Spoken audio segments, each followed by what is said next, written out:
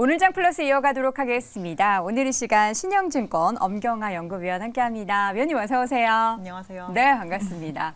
제가 올 한해 이제 섹터별 애널리스트 분들 중에서 우리 엄 위원님이 가장 바쁘셨을 것 같다는 생각이 듭니다. 아마 2차 전지 다음으로 바쁘지 않았을까. 그러니까요. 그게 근데 어쨌든 조선에 물 들어와서 바쁘셨고 네, 열심히 우리 또 위원도 같이 노를 저어주셨을 것 같은데 주가를 보면은 여름 이후에 조선주가 살짝 소강 상태에 접어들었단 말이죠. 최근에 관련한 뭐 업황이나 시장 분위기에 변화가 혹시 좀 있었습니까? 저희가 뭐 주가 흐름으로 봤을 때 9, 10월에 좀 별로 좋지 않았었는데 그 이전에 여름까지 해서 어느 정도 올해 목표를 많이 채웠어요. 그래서 조선 업체들이 이제 저희가 표면적으로 보기에 수주가 좀 주는 것 같아 보이는 그런 느낌을 아마 받았을 것이라고 볼 수 있고 2분기 대비 3분기가 대체적으로 조선 업체들은 집중휴가 기간도 있고 저희가 명절도 이번에 또 9월이었잖아요. 그래서 표면적으로 봤을 때 영업일수가 굉장히 적은 분기에 해당이 됩니다. 그래서 저희가 2분기에는 어닝 기대감이 상당히 컸는데 3분기에는 이제 어닝 기대감도 좀 적다 보니까 아무래도 주가 흐름이 좀 약세를 보이지 않았나라고 보고 있습니다. 그러면 앞으로 3분기를 지나고 나서 4분기에는 일단 뭔가 더 좋아지는 분위기를 우리가 기대해 볼 수 있는 건가요? 기본적으로 이제 4분기 어닝은 어차피 내년 1분기에 발표가 되겠지만 아마 저희가 영업일수가 가장 많은 분기이기도 하기 때문에 이제 작업량 자체는 많이 늘어날 수 있다라는 것인데 수주 같은 경우는 이제 이번에 막 계약을 개시하기 시작한 카타르 물량이 나오고 나면 올해 장사는 거의 이제 종료 시점에 다다른 상황이라고 보셔야 될 것 같아요. 그래서 수주에 대한 뉴스를 많이 확인하실 수 있는 일은 별로 없으실 것 같지만 그래도 이제 이미 그 9, 10월에 워낙 조용했던 시기를 많이 보낸 터라 그거에 대한 뭐 이미 다져진 바닥에 대한 부분은 좀 상관이 없을 것 같고요. 저희 내년에 어떤 식으로 이제 영업 전략을 짤지 각각의 조선 업체들이 그거를 좀 바라보는 기간으로 생각하시면서 좀 비중 늘리시는 것도 나쁘지 않은 시기다라고 보고 있습니다. 그러니까 뭐 연말에 드라마틱한 수주 빵빵 터지면서 조선주를 이렇게 확 끌어올릴 만한 화력이 발생할 일에 대해서는 기대하기 좀 어렵지만 그래도 내년 시장에 대한 기대감을 가지고 있다면 차근히 모아갈 수 있는 그런 구간이다라는 말씀이신데 그럼 내년 시장의 전망을 하려면 뭘 봐야 되는지 뭐 신조성과나 뭐 중고성과의 흐름을 봐야 되는지 어떤 걸 보면 그 시그널을 알 수 있을까요? 요즘 가격 지표는 워낙 연 내내 신조성과 기준으로 계속 올랐기 때문에 저희가 아마 감이 별로 없으실 것 같아요. 그냥 당연히 다음 주가 되면 또 오르는 지수가 아닌가라는 생각을 하실 것 같은데요.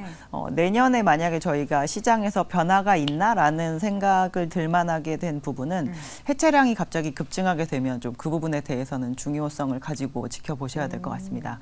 올해가 저희가 CII 등급이라고 해서 환경규제에서 정말 실질적인 배출 등급이 나오지 않고 올해까지 는 예상 등급이었고 내년에 이제 2분기에 이 등급이 확정이 되거든요.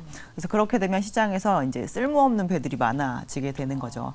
근데 올해까지는 그냥 버텼습니다. 배를 해체하지도 않고 발주를 좀 덜 하면서 그냥 중고 선박에 대한 매매만 많이 이루어진 시기였었거든요. 그래서 내년에 만약에 저희가 해체량이 늘어나는 시그널이 보인다라고 한다면 뭔가 양적으로 이렇게 조선 시장에 좀 물량이 많아지는 그런 모습을 확인하게 될 수 있는 기대감을 가져보셔도 좋을 것 같습니다. 그 해체량이 늘어난다는 게 배 종류도 다양할 거 아니에요? 그러면은 뭐 어떤 배에 관련한 해체량이 늘어나는지 이런 것도 중요하니까 아니면은 그냥 전체적으로 지금은 전체적으로 중요할 것 같습니다. 그럼 뭐 특정 배가 아니더라도 관련한 그 해체량이 늘어나는데 따른 관련 수혜주가 좀 나눠질 것 같긴 한데.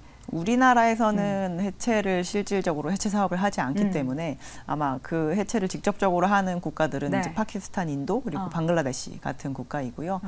그냥 조선 업체들이 해체를 대체하는 물량을 받는 그런 모습이 나타날 것이기 때문에 그냥 조선 업체 전체적으로 좀 수혜가 예상이 됩니다. 그럼 저기서 뭐 해체한다 그러면은 이쪽에 관련한 조선 업체 중에서 뭐 컨테이너선이면 컨테이너선 그런 관련한 기업들에 있어서 수주 들어오겠네라는 기대감으로 연결지을 수 있는 거군요. 그렇죠. 아마 그 시기쯤 되면 이제 영업 쪽에 계신 분들이 아마 영업하시겠죠. 시그널을 좀 받는 것 같다라는 얘기를 해주시지 않을까라고 기대하고 있습니다. 요즘 컨테이너 쪽은 좀 비수기인가요?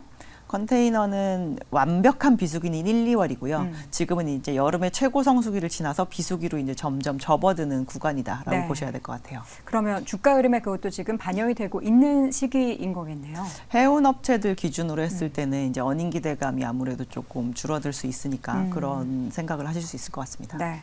중국 관련해서 보면은 컨테이너 운임 지수가 지금 좀 올라갔다. 이런 지수를 네네. 보면서 네네. 그러니까 우리 지금이 어떻게 보면 말씀해 주신 것처럼 전반적으로 좀 소강 상태고 지켜보는 상황이다 보니까 이런 지수가 조금이라도 올라지면 다시금 뭔가 새로운 시그널인가라는 반전을 했나. 네. 기대감을 갖게 하는데 이 지표에 대한 의미를 해석한다면 어떨까요? 지금 SCFI라고 해서 상하이발 컨테이너 운임 지수가 한 4주 정도 오른 것으로 저희도 알고 있는데요.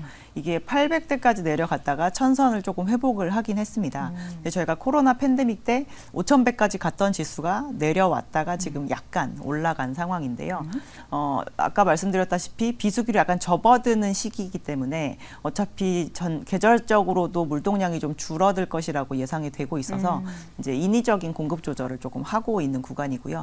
여기에서마저 공급 조절을 하지 않고 저희가 그냥 정말 시장 논리대로 만약에 경쟁을 하면 운임이 바닥을 모르고 더 내려갈 수 있기 때문에 그거에 대한 조심을 하는 구간이라서 그런 것이고, 그렇다라고 하는 건 전방이 지금 수요가 굉장히 많다라고 저희가 해석하긴 어렵기 때문에 요 반등에 큰 의미를 부여하는 것은 조금 별로 좋지 않다라고 보고 있습니다. 내년까지 좀 멀리 바라본다면 사실 그 조선 관련한 신규 수주가 경기가 좋아야 계속해서 뭔가 그게 발생을 할 수 있을 것 같은데, 경기에 대한 측면을 보면은 유럽은 잘 모르겠고요. 미국은 뭐 그들이 견조하다라고 하지만 계속해서 경기에 대한 좀 안 좋은 시그널들이 나오고 있습니다. 그렇다면 조선주가 또 내년에 경기가 좀 꺾였을 때 이러한 타격을 받지 않을까에 대한 우려도 있는데, 위원님께서는 어떻게 좀 전망하실까요?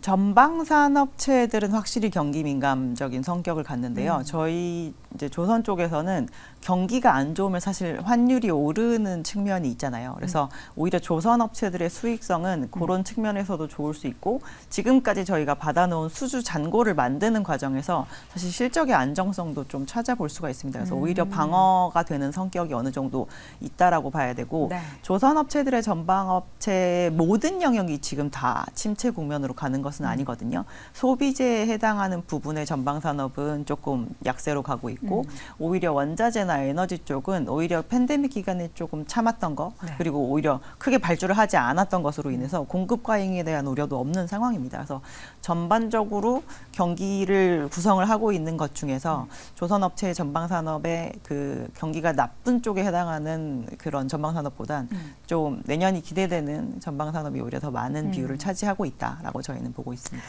궁금한 것 중에 하나가 이제 올 한 해 이제 봄부터 여름까지 우리 위원님께서 엄청 바쁘게 많이 네. 방송을 하셨을 때, 그때 제가 딱 귀에 딱 꽂혔던 게 세 번째 웨이브, 큰 뭔가 웨이브가 시작이 되는 그런 상황이다. 근데 지금 살짝 꺾였잖아요. 네. 이게 아직 웨이브가 끝난 게 아니겠죠? 그렇죠. 저희가 이번에 이제 크게 끌고 올라가는 네. 요인으로 실적을 말씀드린 건데, 올해 2분기에 특별히 더 아웃퍼폼했던 이유는 이제 처음으로 흑자 전환을 하는 기업이 일부 생겨났기 때문이지만, 저희가 흑자 전환만 하고 끝낼 게 아니잖아요. 네. 더 많은 수익을 내는 거를 보여줘야 되는 그쵸. 상황인데, 막 적자를 막 계속 내다가 요만큼 이익이 난 것에 불과하거든요. 근데 지금 받아놓은 수주 잔고로 저희가 이익률이 매분기 높아지는 거를 25년까지 아마 확인하실 수가 있을 겁니다. 그래서 지금 실적에 대한 부분은 본궤도에 아직 오르지 않았다라고 보셔도 될 것 같아요. 네. 세부적인 내용 중에서 우리 조선주 얘기 말고 항공주도 좀 네. 들어보도록 하겠습니다. 지금 뭐 아시아나 대한항공 관련한 이슈 굉장히 막 계속해서 시끄러운 이야기들이 많은데, 결국에는 어떻게 결론이 지어지는 게 좋은 거예요? 아시아나가 화물 지금 매각하고 대한항공하고 합병, 도장 꽝꽝 찍으면 이제 불확실성이 모두 해소되고, 그 다음부터는 이제 뭐 실적 털어내면서 내년에 오히려 항공주 움직임이 더 좀 날개를 달 수 있는 건지. 저희가 산업적인 측면에서 그래도 이제 우리나라는 인구 대비해서는 굉장히 항공사가 많은 편에 해당이 되거든요. 그래서 이번 시기에 하나라도 조금 구조 조정이 된다라고 한다면 산업적인 측면에서는 시장 참여자가 줄어드는 부분이 있기 때문에 남아있는 그 개체에 대한 수혜가 분명히 있을 것이다라는 그런 기대감이 있었습니다. 네. 근데 이 합병이 이루어지지 않음으로 인해서 지금까지 아무런 조정이 되지 않은 상태이긴 한데요. 그 과정에서 저희가 시간이 지나면서 지금 항공업체들의 재무 구조가 상당히 많이 더 안 좋아진 상황이거든요.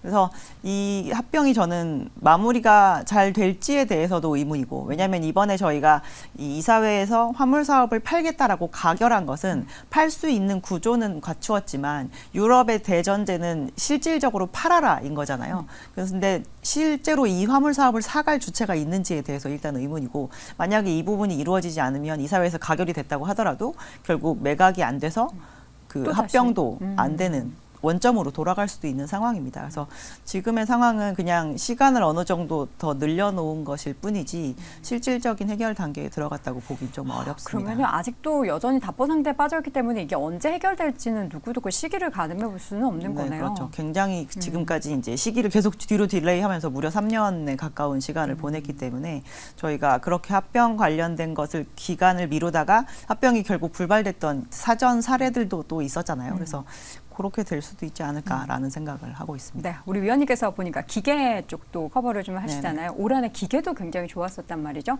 간단하게 연말에 기계 업종에 대해서는 긍정적인 뷰 가지고 계신지.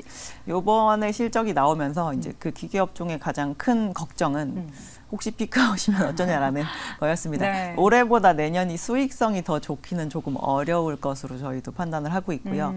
매출이 줄어드는 동안에 이제 뭐 그래도 예전만큼 높은 밸류에이션을 주자는 얘기를 하기는 조금 어려울 것 같아요. 그래서 네. 저희가 산이 높으면 그거를 어느 정도 다시 뱉어내는데 시간이 좀 필요하기 때문에 4분기에 굳이 공격적으로 보실 필요는 좀 없지 않을까 싶습니다. 알겠습니다. 자, 이렇게 해서 오늘 조선 그리고 항공 기계 업종까지 쭉 확인을 해봤고요. 오늘 이 시간 신영증권 엄경아 연구위원과 함께했습니다. 위원님 말씀 고맙습니다. 감사합니다.